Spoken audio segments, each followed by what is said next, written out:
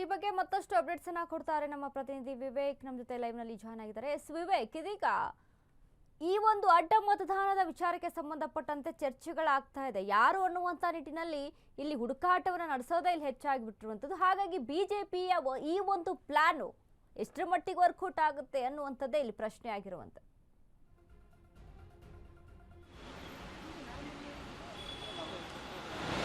S ವನಿತಾ, ಯಾವತ್ತಿಂದ ಅಡ್ಡ ಮತದಾನ ಆಯ್ತು, ಅಡ್ಡ ಮತದಾನ ಆಗಿದ್ದ ದಿನದಿಂದ ಕೂಡ ಅಷ್ಟೇ ಬಿಜೆಪಿ ನಾಯಕರಲ್ಲಿ ಹೈ ಟೆನ್ಷನ್ ಮೂಡಿದೆ ಅಂತಾನೆ ಹೇಳ್ಬೋದು. ಒಂದ್ ಕಡೆ ಹೈಕಮಾಂಡ್ ಕೂಡ ದೊಡ್ಡ ಮಟ್ಟದ ಒತ್ತಡವನ್ನ ಕೂಡ ಹಾಕ್ತಾ ಇದೆ. ಯಾರು ಅಡ್ಡ ಮತದಾನವನ್ನ ಮಾಡಿದ್ದಾರೆ ನೋಡಿ, ಅವರನ್ನ ಪತ್ತೆ ಹಚ್ಚಿ ಅನ್ನೋ ಒಂದು ಟಾಸ್ಕ್ ಅನ್ನ ಕೂಡ ಹೈಕಮಾಂಡ್ ನಾಯಕರು ಕೊಟ್ಟಿರ್ತಕ್ಕಂಥದ್ದು. ಆದ್ರೆ ವಿಜಯೇಂದ್ರ ಅವರು ಸದ್ಯದ ಮಟ್ಟಿಗೆ ಟಾಸ್ಕ್ ಅನ್ನ ಕೂಡ ಫುಲ್ಫಿಲ್ ಮಾಡುವಂತ ಎಲ್ಲಾ ಪ್ರಯತ್ನದಲ್ಲೂ ಕೂಡ ಇದ್ದಾರೆ. ಈಗಾಗಲೇ ಏನು ಒಂದೇ ದಿನದಲ್ಲಿ ನಮಗೆ ಸಿಗುತ್ತಾರೆ ಯಾರು ಇದು ಮಾಡಿರೋದು ಅಂತ ಮೊದಲನೇ ದಿನ ಹೇಳ್ತಾ ಇದ್ರು. ಅದಾದ ಬಳಿಕ ನಾನು ಹೈಕಮಾಂಡ್ ನಾಯಕರಿಗೆ ಹೋಗಿ ಭೇಟಿ ಆಗ್ತೀನಿ ಅಂತ ಹೇಳ್ತಾ ಇದ್ರು.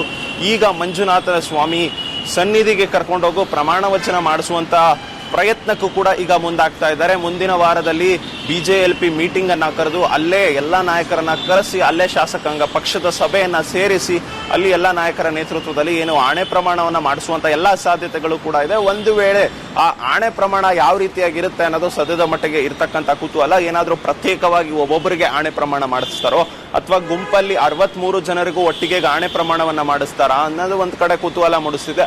ಆದ್ರೆ ಸದ್ಯದ ಮಟ್ಟಿಗೆ ಯಾರು ಸಸ್ಪೆಕ್ಟ್ಗಳಿದ್ದಾರೆ, ಸಸ್ಪೆಕ್ಟ್ಗಳನ್ನ ಮಾತ್ರ ಹುಡುಕರಲ್ಲಿ ಯಶಸ್ವಿಯಾಗಿದ್ದಾರೆ ಸದ್ಯದ ಮಟ್ಟಿಗೆ ಬಿಜೆಪಿಯವರು.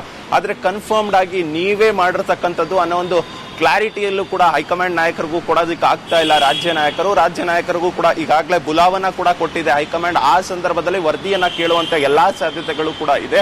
ಅಲ್ಲಿಯವರೆಗೂ ಏನಿದೆ ಇವರ ರಿಪೋರ್ಟ್ ಎಲ್ಲವನ್ನು ಕೂಡ ತಯಾರಿ ಮಾಡ್ಕೊಂಡು ಹೋಗಿರ್ಬೇಕಾಗುತ್ತೆ.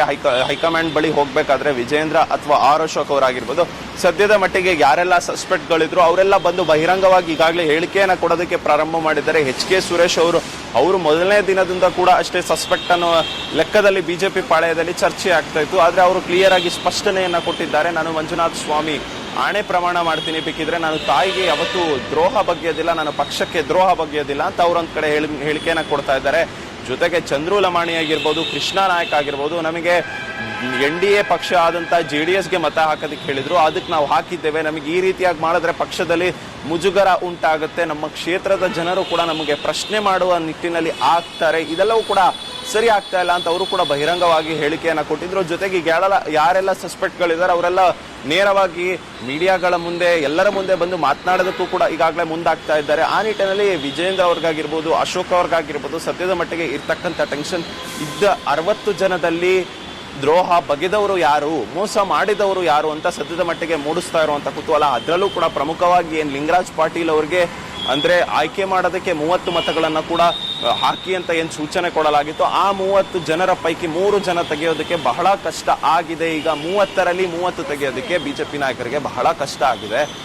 ಆದ್ರೆ ಇದನ್ನ ಯಾವ ರೀತಿಯಾಗಿ ತೆಗೆದುಕೊಂಡು ಹೋಗ್ತಾರೆ, ಅವರೇ ಅಂತ ಯಾವ ರೀತಿಯಾಗಿ ಪತ್ತೆ ಹಚ್ತಾರೆ ಅನ್ನೋದು ಸದ್ಯದ ಮಟ್ಟಿಗೆ ಮೂಡಿಸ್ತಾ ಇರುವಂತ ಕುತೂಹಲ. ವನಿತಾ, ಥ್ಯಾಂಕ್ ಯು ವಿವೇಕ್, ನಿಮ್ಮೆಲ್ಲ ಅಪ್ಡೇಟ್ಸ್.